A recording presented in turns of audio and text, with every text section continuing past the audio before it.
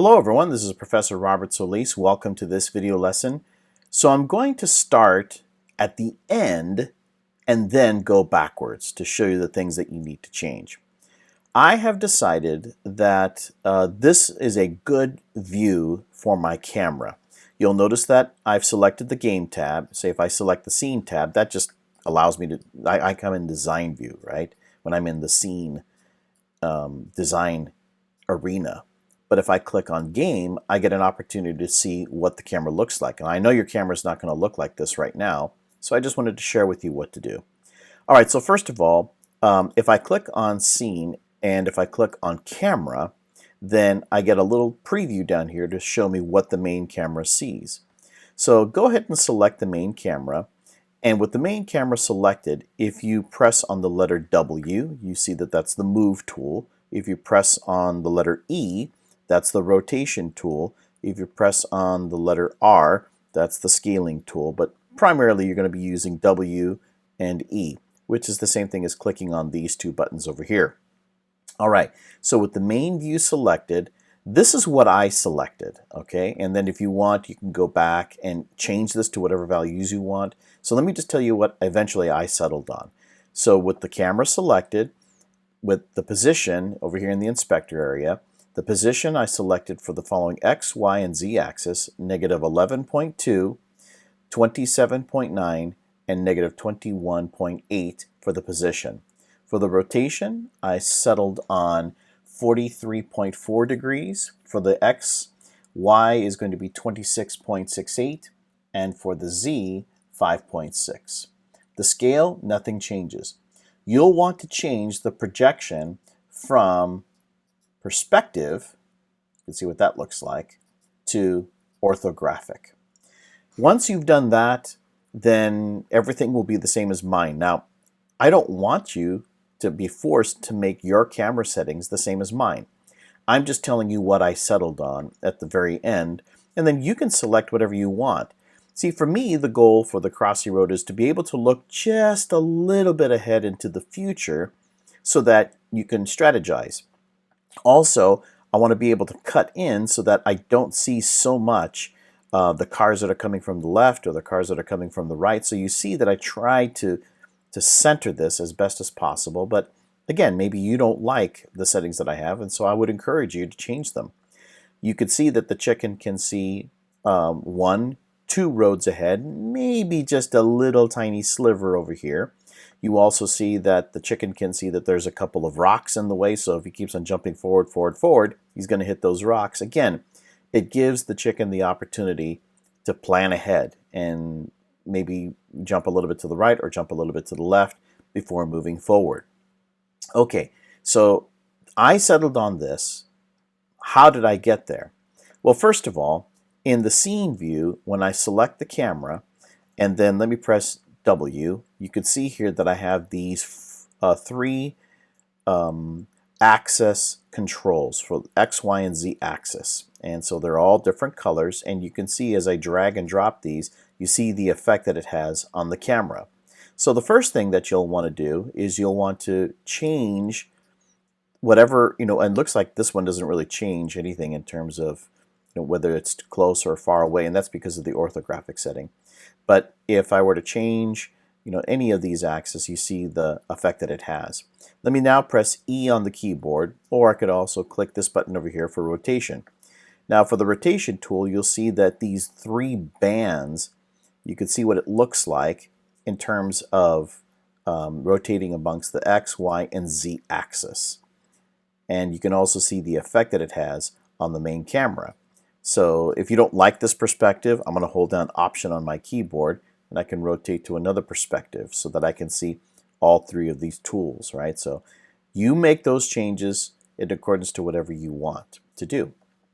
Okay, and then another thing to consider is the projection. Now, the projection has 2 different options. One is perspective, and the other one is orthographic.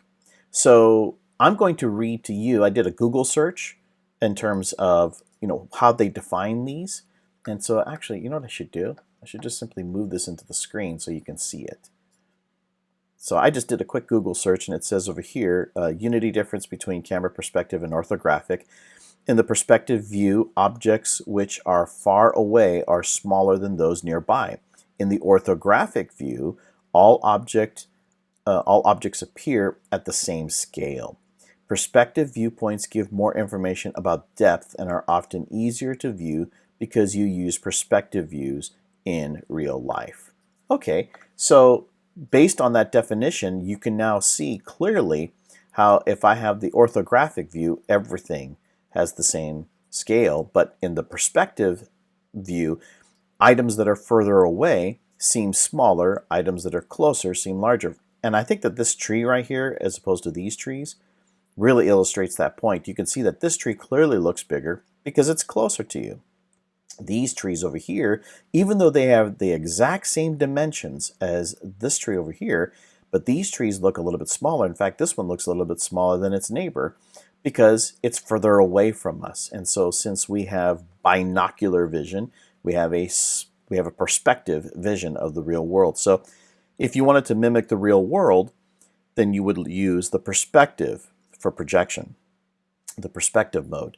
But if you wanted everything to be of equal scale, which it seems like that's what the Crossy Road game is based on, then you select orthographic so that everything has the same scale. And I guess you can think of it as it's almost like monocular, but still, even with monocular vision, that is one eye, say for example, you could still see that the mountains look different than the trees in front of you, than the clouds that are further away. But the idea is that everything has the same scale. All right, so that's how you want to be able to change those settings in accordance to what I had. Everything else looks fine. So that's how you're going to manipulate the main camera. In the next video lesson, we're going to continue from here in terms of how do we want this camera to operate. We're going to have to work on the movement of the chicken. So this is a quick explanation. Oh, by the way, I remember one time I made this mistake. I was messing around and I accidentally clicked on scale and I dragged really quickly, and then my mouse moved away because I was clicking and dragging, and I was like, what the heck is going on? And so I would play the game, which I'll do for you right now.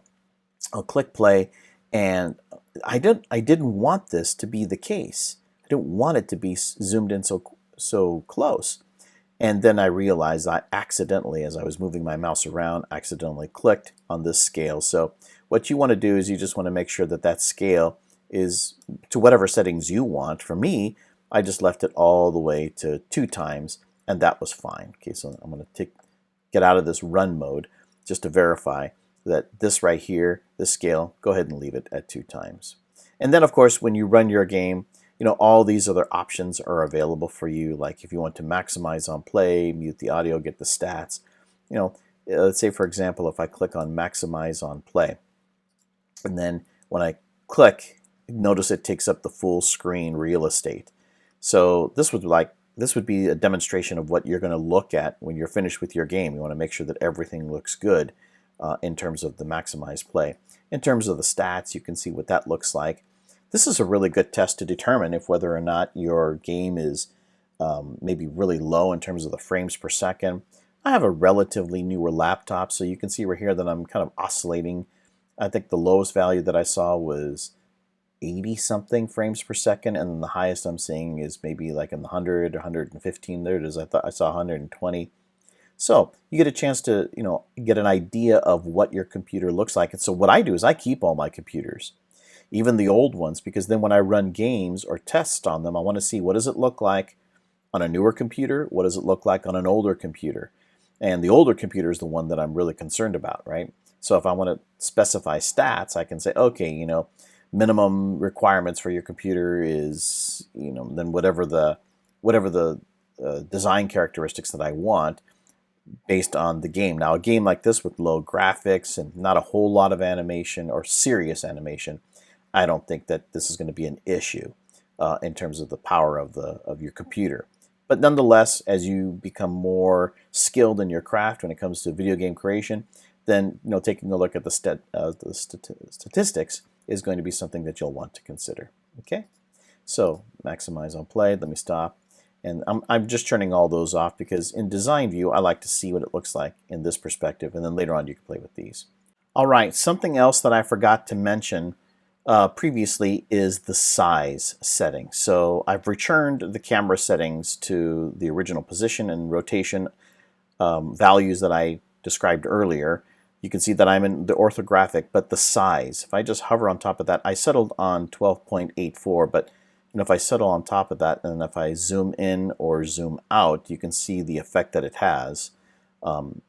And boy, this really gives you a good illustration of what things look like in terms of your trees. See how all of the trees look the same size?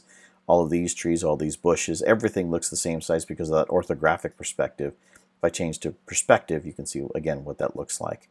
So I'm going to go back to orthographic, and so you can change that value accordingly. And I settled on the the 12 point whatever it is that I had previously.